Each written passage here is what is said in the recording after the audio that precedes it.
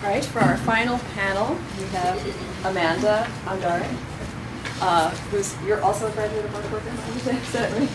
Yeah. Yes, great. So we have lots of our MPA graduates back to support us. And she's executive director of FACETS, and hopefully she'll tell you a little bit about that group before she starts out. Good afternoon. My name is Andere. Yes, I am the executive director of FACETS. We're an organization that opens doors for parents, their children, and individuals who suffer the effects of poverty in Fairfax County. So primarily our work is to, of course, prevent and end homelessness and break the cycle of poverty. And we're actually celebrating 25 years of doing that in Fairfax County. I am honored to be here today. I'm not only the executive director of FACETS, but I'm also an adjunct professor at George Mason and teach in the Arlington campus this semester for the first time in an undergraduate nonprofit studies program, which I think is so important because we often think about nonprofit management in terms of the master's level, but encouraging younger students to think about the nonprofit career is important to me. And so I'm honored to be here. This is my third time here this week, and I work out in Fairfax, so it's awesome.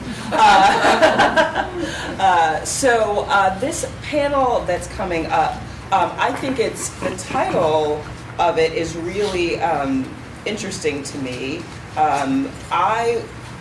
It's helping those experiencing homelessness, but I really think it's about, when I talk about ending homelessness or preventing and ending homelessness, it's really how do you get out of just the social services nonprofit type of way of doing business and engage the community. And I don't think we can end or prevent homelessness without community engagement. And I think this panel, from what I've read, will speak to that. It will speak to not just helping people who are homeless or experiencing homelessness, but ending and preventing homelessness by using our community resources in a different way and educating people about homelessness. So, the first panelist we have is Caroline Bolas of Maryland SOAR Initiative.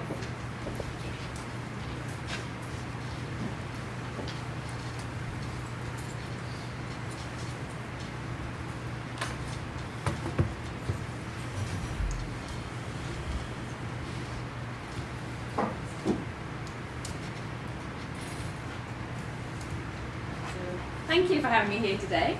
I'm going to talk about the SOAR initiative. This is an initiative that helps people who are homeless or at risk of homelessness and have a severe mental health issue obtain federal benefits. It's overseen by the Mental Hygiene Administration of Maryland. I'll talk through more about what the project involves and how we work with people. So you may all know this, but just in case anyone doesn't, the two benefits that we work with under the SOAR project are SSI, Supplemental Security Income. This is a federal benefit that at the moment is set at $710 per month. It's for people who are deemed to be aged, disabled or blind and have very, very low income. In our state, it automatically comes with Medicaid. The other benefit we look at is SSDI, Social Security Disability Insurance, and this is the federal benefit that provides income based on your earnings history. So the amount people get depends on how much they've paid into the system. The national average is around just over $1,000 per month, and with this one, people generally are eligible for Medicare after 2 years. Both these programs are overseen by Social Security Administration, SSA.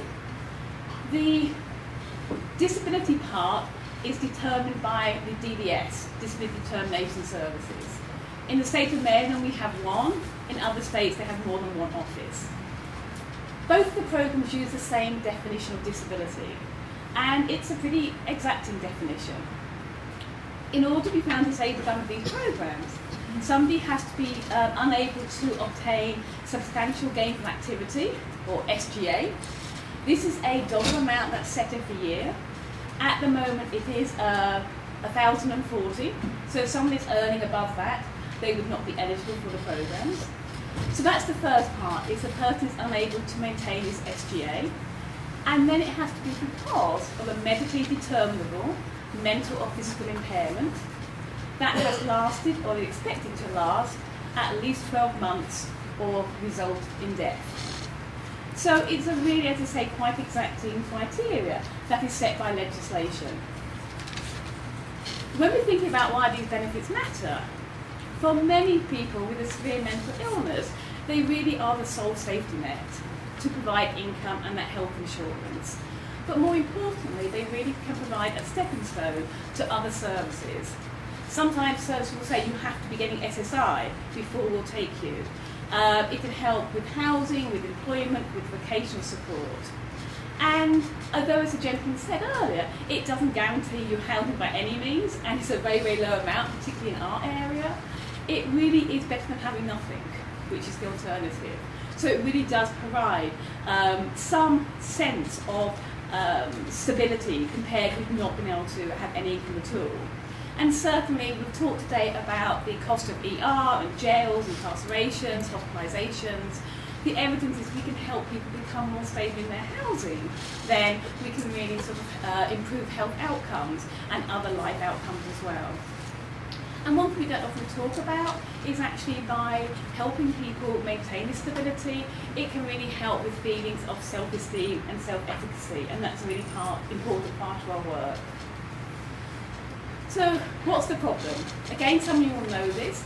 If we look around the country, the national average for getting approved for these benefits on the first application, on the initial application, is about 29%. For those who are homeless, that actually goes down to around 10 to 15%.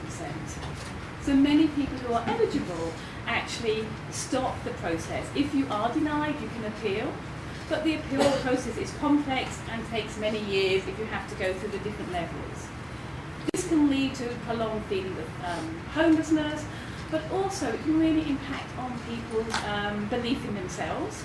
If you have someone who keeps telling you you're not disabled, which is effectively what you're being told, and yet you know that you can't work, psychologically that's really hard to cope with. And so many people just give up and they don't sort of try or they aren't able to navigate this complex system. So why is it so difficult to actually access these benefits? First of all, it is a complex process. Anyone who has done it themselves or supported someone to do this will know there's lots of forms. People tend to talk in numbers, so they'll say you need to go into your 8,000 and your 1696 and your 827, and that is just really difficult to even get your head round. You then have to really put a lot of detail about where you've been treated, what medication you've been on, where you've worked. That can be challenging. When we think back, like, when was I treated? Was it a year, 2 years ago? We don't really remember that information. Another key part is that the DDS who make the determination about disability never actually see the person. So they make these determinations based on records, on medical documentation. However, there can be a number of problems with this, particularly for someone who's experienced homelessness. Often they don't have the huge medical treatment. It may not be consistent. It may be ER records, which actually provide very little information.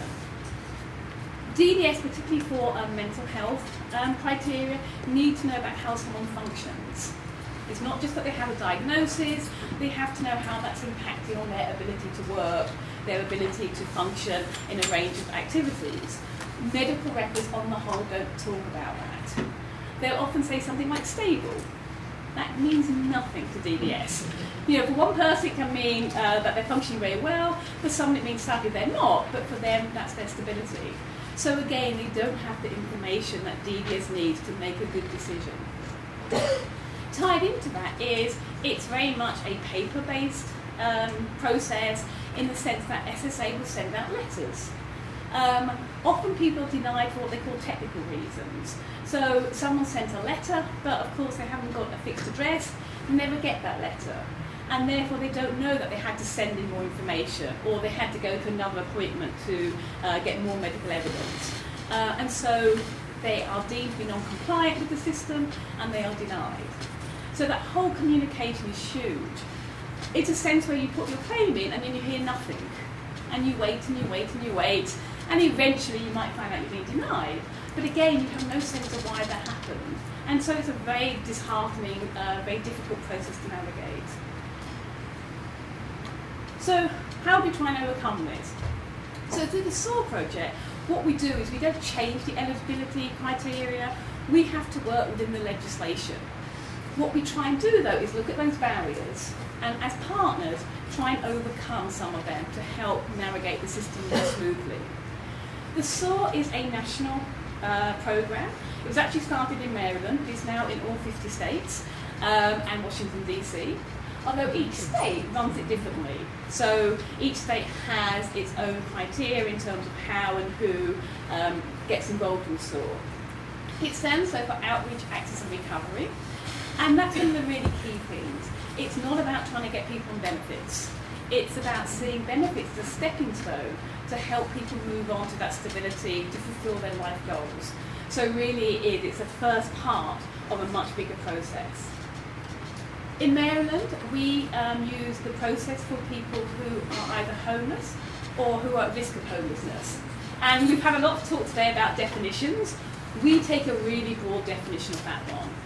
If somebody has no income, they have a severe mental health issue, the chances are they are going to be in a situation that puts them at risk of homelessness. So again, unlike the HUD definition that we talked about, we do take a very broad definition of what that risk might be. They have to be diagnosed with a severe mental impairment. Often the people we work with have both physical and mental impairment, but because of the way it's set up in our state, as I say, the mental health component is really key. Partly too because this is the population who finds it most difficult to navigate the system. If you have a physical impairment, there's often tests you can have, and if you have a blood test that shows this or a scan that shows that, DVS can say, yeah, you meet the criteria.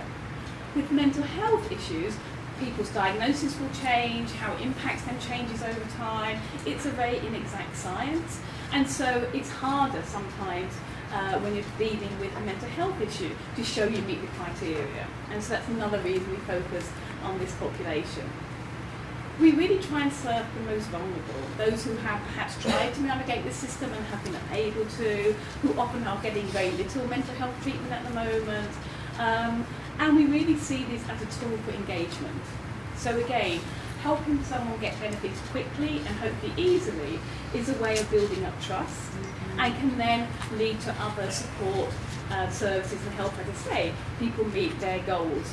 And as I say, benefits is just the first step, it's not the end by any means. In terms of how SOAR does it and how it's different perhaps to other more regular processes is the case manager takes on a much more active role than normal. So they become the person's representative. They sign up 1696. That means that they can talk to DDS, to SSA, and they get the mail. So if the person doesn't have a fixed address, the case manager knows that more information is needed. They can call DDS and say, hey, and talk about the case because they have that permission through the client. They collect the person's medical records. So before they submit the application, with the client's consent, they get the medical records of where the person's been treated.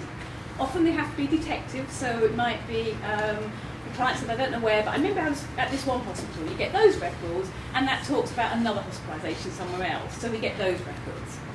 And we look at the records and really see what's there, what's missing, what isn't being said in the records, any red flags that we may need to address. So substance use is key. Many, I'll talk about our stats in a moment, many of the people we work with have substance use issues, and that can be a challenge when you're applying for benefits, but there's ways that you can present the information that really shows the interaction between the substance use and the mental health issues. What the case manager then does, we spend a lot of time talking to the individual too about how they feel, how they function, their symptoms, include family members or other significant others if they are involved. And we use all this information to create something we call a medical summary report, which is simply just a narrative that really talks about the individual, their history, but more importantly, those functional areas, the things that often aren't in medical records. So it talks about how this person's symptoms is impacting on their ability to perhaps concentrate, or their ability to be in a room with other people, or their ability to do daily activities. And we take the criteria that DDS needs, and we show evidence. and really try and match the two together that is so often missing. All our providers who do this receive training. They can only submit SOAR once they have done a 2-day training, plus extra, they get technical support as well. And we're trying to get it right first time. Because of the appeals process is so long and cumbersome, we don't want to have to go through that. So we really try and focus on a quality application that is going to get someone approved quickly.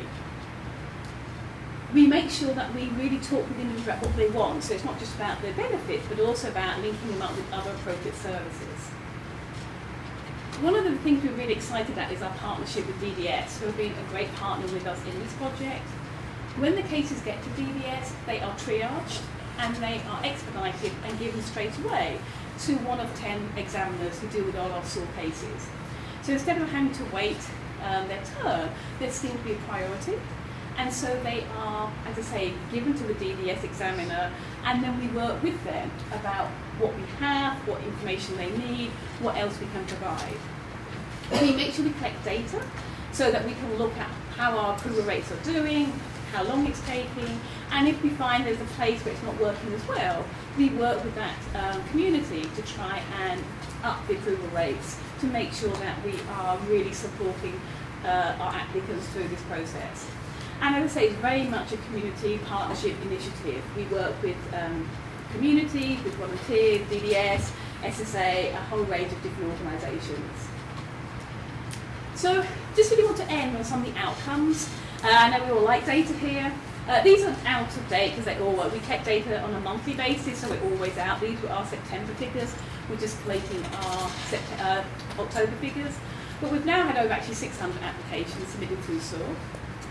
The overall approval rate for all our SOAR cases is 81%. Compare that with the 29% or the 10 to 15% for the population who's homeless. In many of our counties, we have approval rates of over 90%.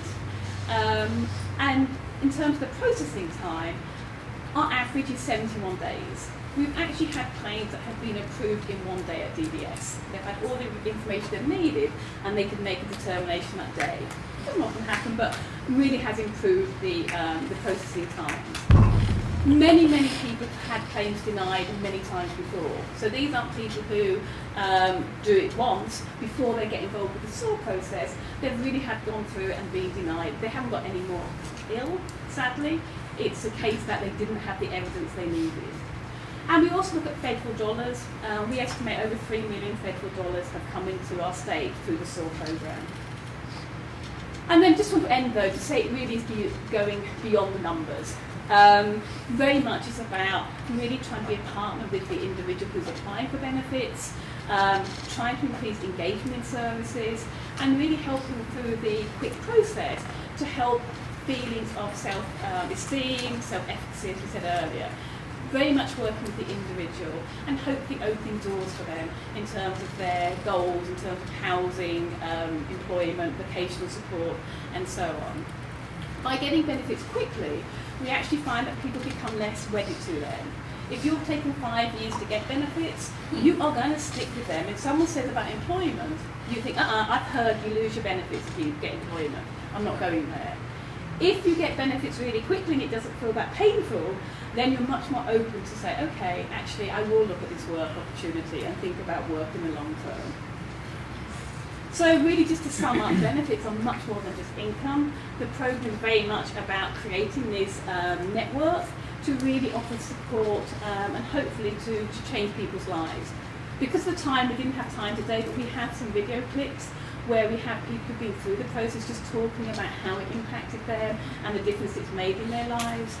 One of them is now serving on the board of our Healthcare for Homeless in Baltimore and really talks about how it was through SOAR that he got his benefits, which got his housing, which got him stability, which led to where he is today. And that really, for us, is really why we want to do this work. So there's contact information here. I know we've got a bit of question time at the end, but I think I'm right on my time, so I will stop there. Thank you.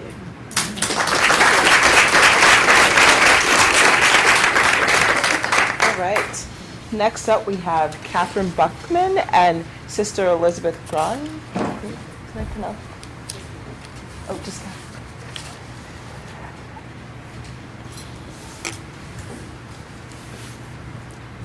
Good afternoon, everyone.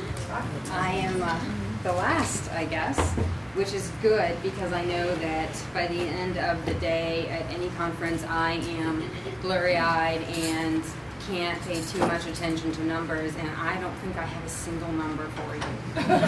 So I'm really hoping that makes me your friend. I'm going to start with an apology and an excuse.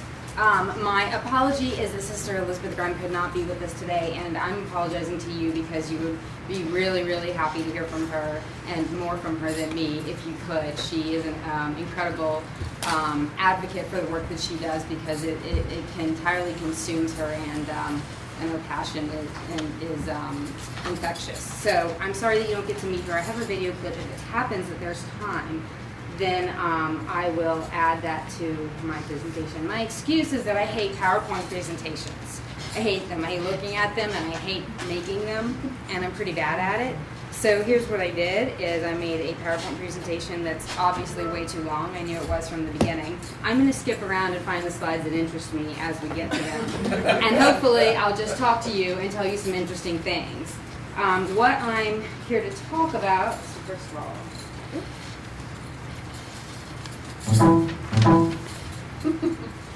no? Yes? Yeah. Okay. What I'm here to talk about today is Daybreak, which is the name of a homeless service center in Macon, Georgia. Hi, y'all. I am not from Macon, but that's where I live now. And it's kind of strange that I'm the one presenting this information because I'm really only peripherally associated with this project at all. But here's the reason why. My boss's boss, or something like that, opened this presentation. I work for the for HUD, and well, in the sense that I work for a HUD grant through the City of Macon. I'm the Community Development Block Grant Program Coordinator.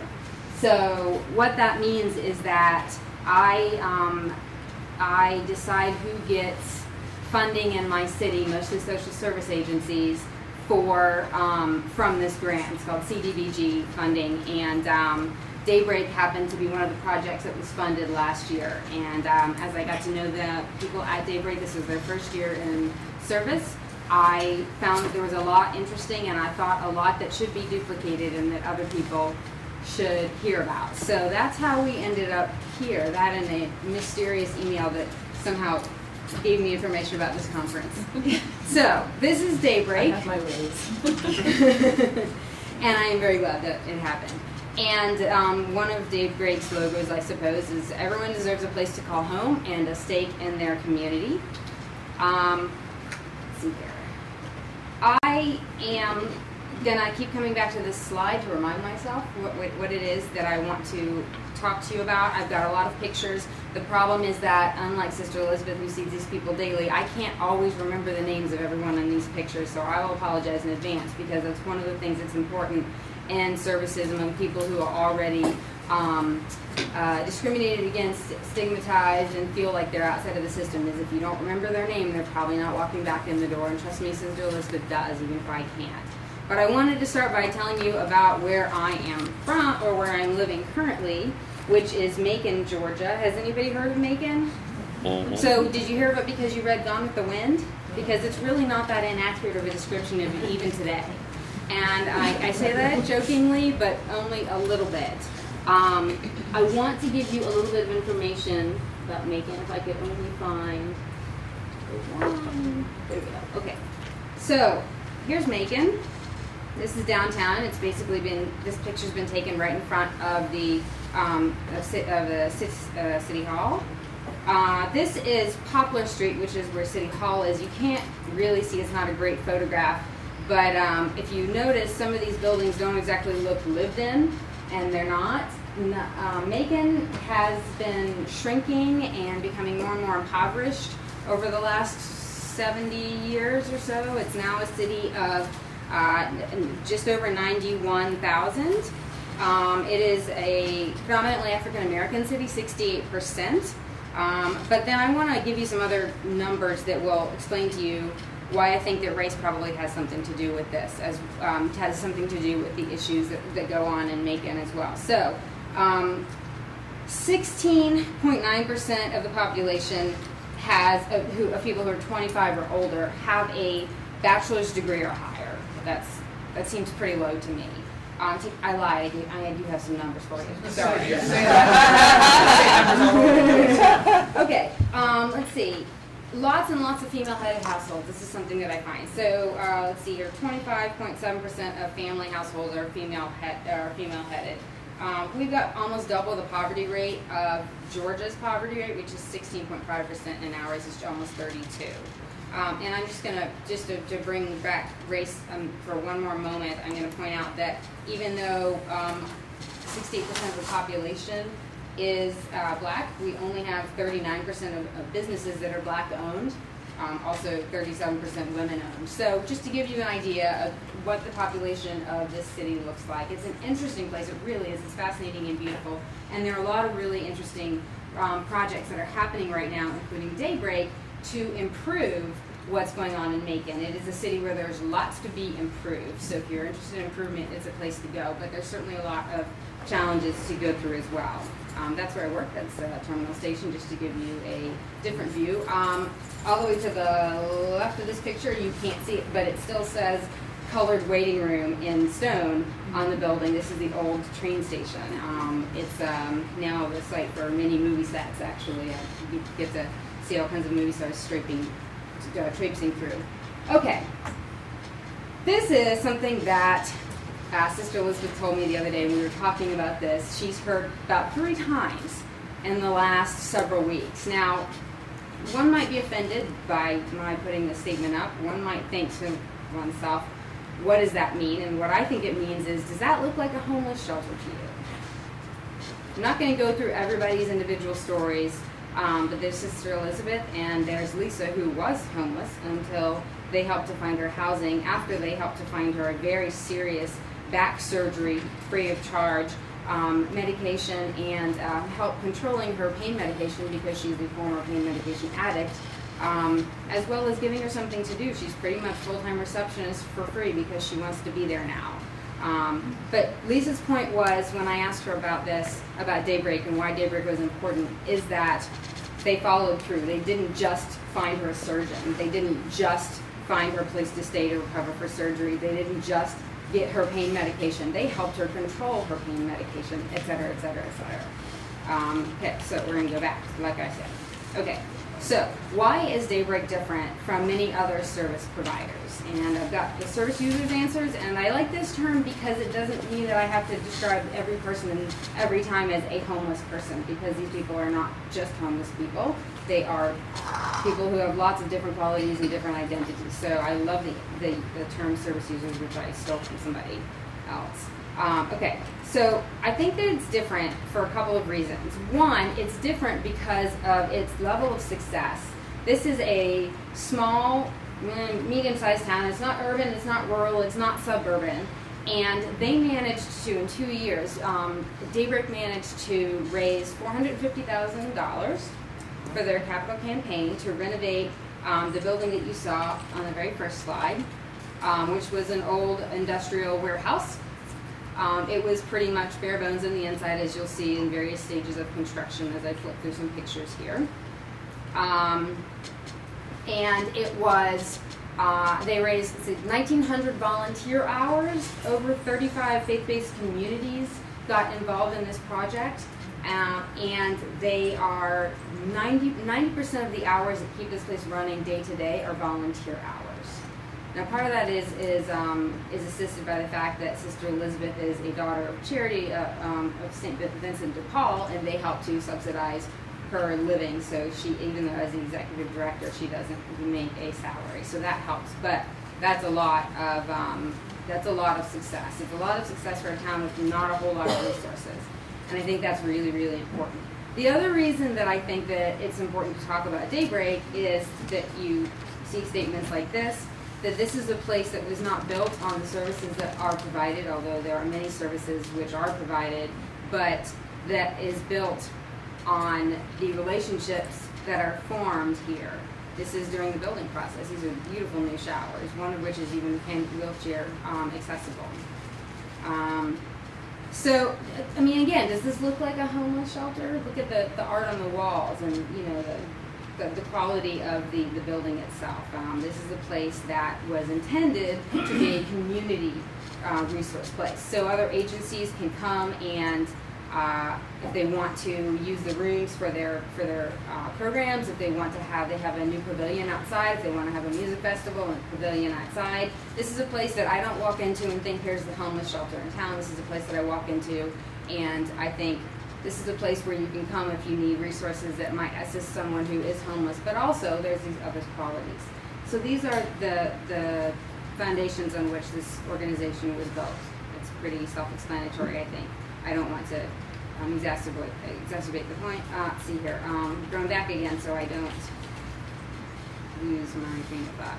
Okay, service providers answers. The other thing that's important about Daybreak is that they have a lot of services in one place. So around town we've got Loaves and Fishes, which provides money for birth certificates and IDs if you're trying to get a job, or for prescription assistance. They also have a food pantry and a clothing closet, et cetera, et cetera. There's the Rescue Mission and Salvation Army, a couple of other places where you can spend the night. There's a couple of places where you can get lunch, et cetera, et cetera. Well, they decided that there was nowhere to go during the day. So what can you do at Daybreak? You can come and do nothing. This is the great room.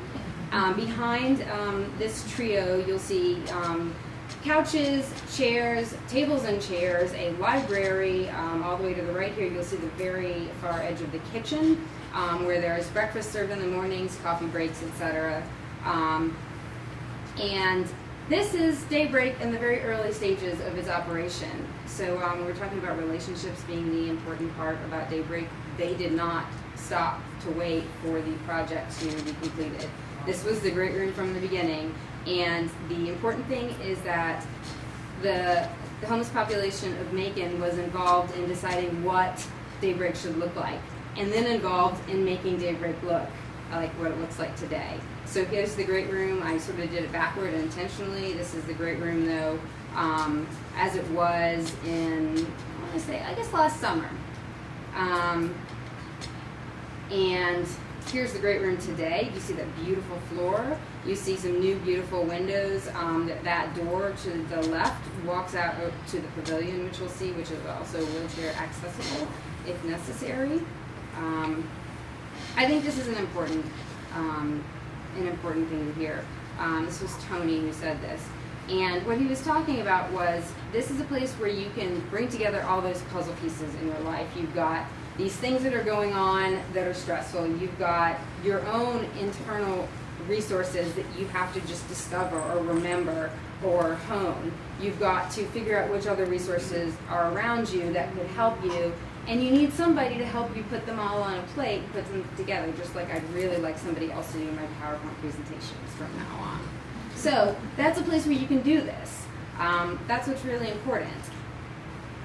The reason that I think that I wanted to bring this project to you is that it's a successful project in a place where there's not a lot of resources. There's not a lot of money to help with a problem that's pretty serious.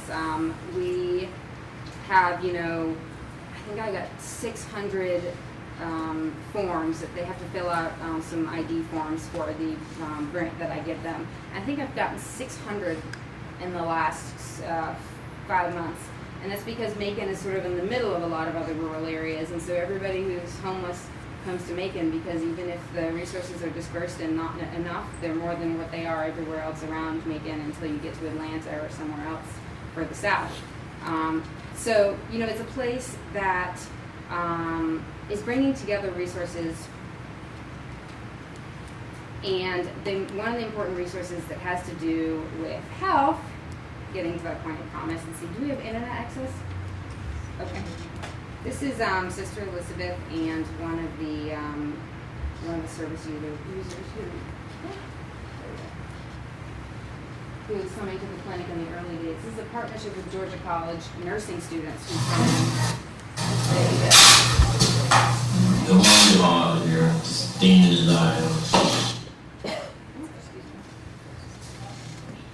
So we thought, well, we'll try to provide some health services here and see what that looks like. We tried a few places, and Georgia College they stepped right up to the plate and said, we want to be a part of this, and began the process of organizing what would this clinic look like. And so we looked at a couple of days a week. It would have to be free. Free medications, free labs, and free visits. In order to get our participants used to maintaining their health and used to knowing that it's okay to be a day without your meds. For some, you don't have to run to the ER every time something's going on, that there'll be somebody here that can check on you. One of the greatest service really provided in Macon for people who are unfortunate, who do not have the money or the knowledge how to go about getting treatment for them. As you took a quick look around, you see women's, children's in here and stuff. A lot of these are being helped out. I think from the very first patient that we got, and once we were done, it was to not be afraid to ask certain questions. Because I questioned myself when I realized something like, should I ask that? But then would I be rude? And when we were done, Miss Wynn, she informed us that no question is ever unsafe to ask because you never know what can happen once the client leaves. These services come about in a great way to a lot of people. There is no other avenues.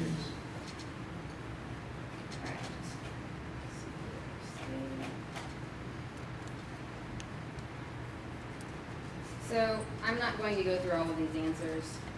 They're here. If you think it's a brilliant PowerPoint, I'm happy to share it with you.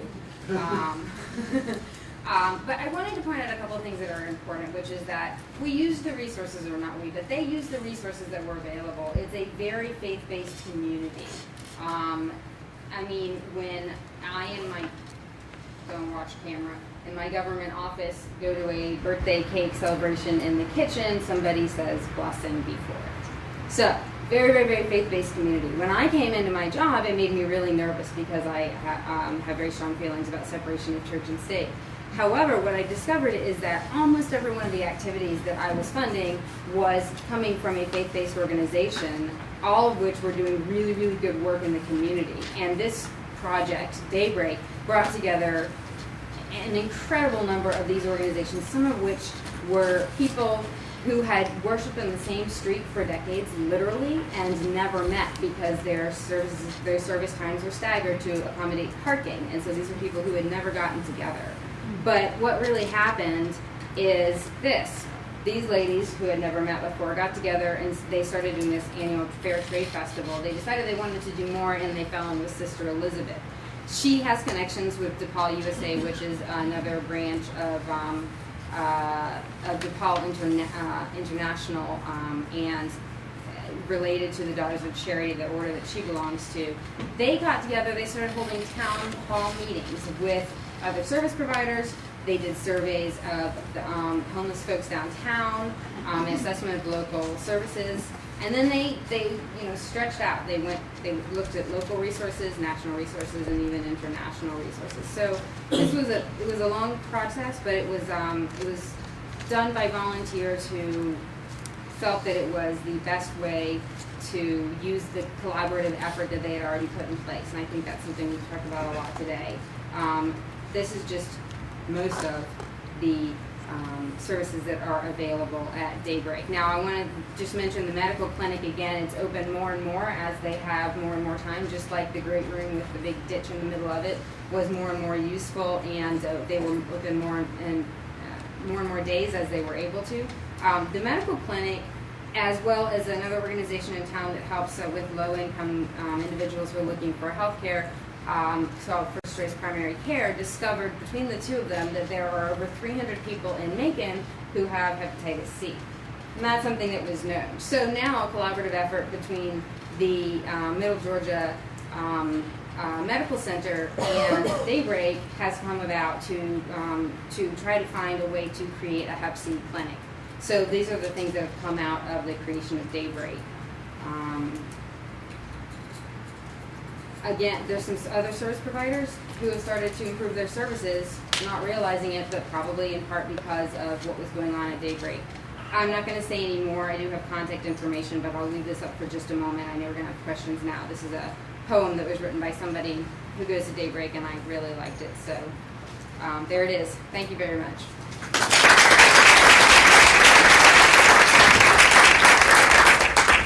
Great, thank you so much. So do we have questions for either one of our panelists?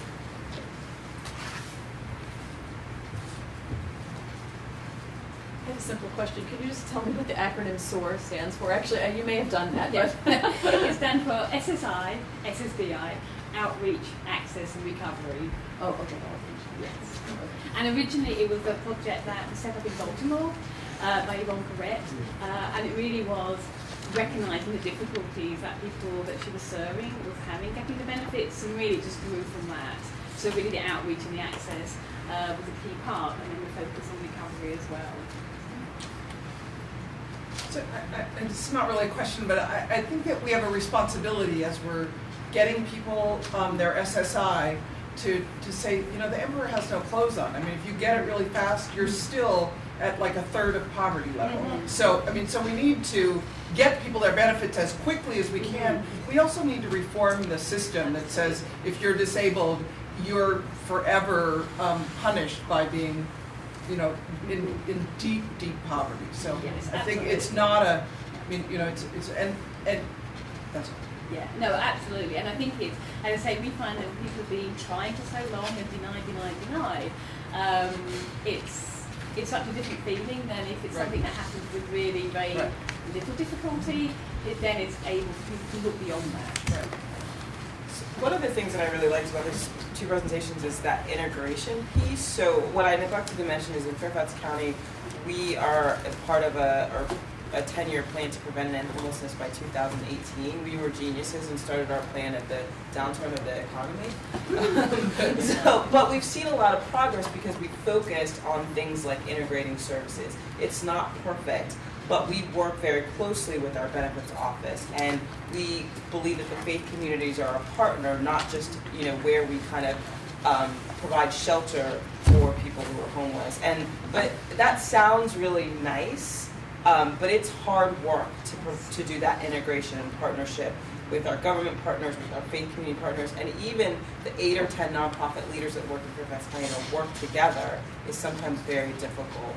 So I just think that's important. I'm sure you guys have all experienced challenges in that. What's maybe one challenge that you have in that integration or partnership, even though we're all reaching the same goal or trying to? I think one of the things we just find is picking up what you just said, it's so much reliant at the moment on personal relationships, which is fantastic, but it's not about changing the really institutional issues. So if that person leaves their post, then it's really all of the work that happened can really just disappear. So that I think definitely it's about trying to go beyond people doing it as a personal relationship and really changing the systems when we can. Yeah. Actually, interestingly, one of the challenges that Daybreak had was that they don't have a single African American church that is a partner in this project, and they hadn't really figured out why. And I suggested, because I happen to know a couple of people who are movers and shakers in local black fraternities and sororities, that they might be a good place to start for finding people who can help to get into the community. It started with, you know, people, like I said, in one specific place coming together for one specific purpose, but they feel really strongly that, you know, this is a project that is to help the city of Macon, and there are 68% of the population who are African American, and there are probably 100 African American churches in the area. And so they are really looking forward to expanding who it is that they're able to get involved, because it gives them more resources and more opportunities to serve the population.